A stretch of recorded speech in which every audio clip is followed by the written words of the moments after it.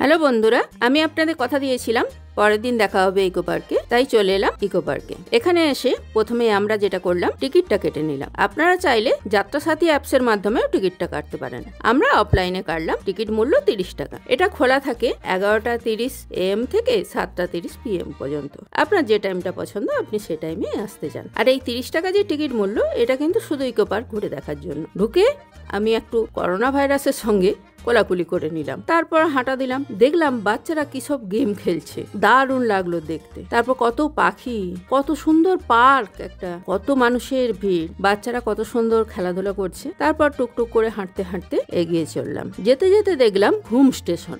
আরে ভাই, এ তো দার্জিলিং এর ঘুম স্টেশন। দেখলাম একটা ট্রেনও দাঁড়িয়ে আছে, চেপে বসলাম। এর টিকিট মূল্য হচ্ছে এসি ট্রেন হলে 250 টাকা আর নন এসি হলে 150 টাকা। এরপর দেখলাম এ তো বিষ্ণুপুরের মন্দির। বাহ, খুব সুন্দর লাগলো তো। ভিতরে ঢোকার চেষ্টা করলাম, কিন্তু দারোয়ান বলল না, ভিতরে ঢোকার কোনো ব্যাপার নেই, বাইরে থেকে যত ইচ্ছা ছবি তুলুন। তারপর দেখলাম সাদা গোলাপ, খুব ভালো লাগলো দেখতে। একটু আগিয়ে চললাম, দেখলাম লাল গোলাপের বাগান। ভাবলাম একটা লাল গোলাপ তুলে একটু প্রপোজ করি, কিন্তু তুলতে দিল না ভাই, তেড়ে এলো রেড়ে করে। কি আর করা যাবে। তারপর দেখলাম কত সুন্দর গাঁদা ফুলের বাগান। আবার টুকটুক করে এগিয়ে চললাম। এখানে এসে দেখি কত সুন্দর খাবার স্টল, তাই এখানে বসে আমরা একটু খাওয়া দাওয়া সেরে নিলাম। পাশেই রয়েছে বিরাট বড় একটা ঝিল। এই ঝিলে প্রচুর বড় বড় মাছ, দেখলেই আপনার ইচ্ছা হবে তুলে ফ্রিজ ফ্রাই করি। ও বাবা, কত রকমের মুখোশ এখানে। এটাকে বলা হয় মাস্ক গার্ডেন। এখানে আপনি কত রকমের যে মুখোশ দেখতে পাবেন তার কোনো ঠিক নেই। দারুণ লাগছিল এটা দেখতে আমাদের। আমরা তো অনেকক্ষণ ধরে ঘুরে ঘুরে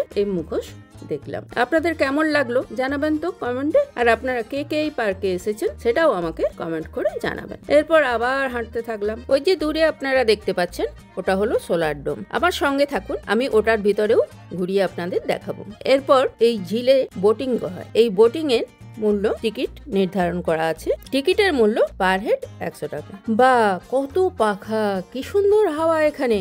পাখার হাওয়া খেতে খেতে আমরা আগিয়ে চললাম। সূর্যাস্তের প্রায় সময় হয়ে এসছে, তাই সূর্যাস্তটা কি সুন্দর দেখাচ্ছে এই লেকের মধ্যে, ঠিক যেন দীঘার সূর্যাস্ত দেখছি। তারপর গুটি গুটি পায়ে বেরিয়ে চললাম বাইরের দিকে। চারিদিকে বাগান, কত সুন্দর দৃশ্য।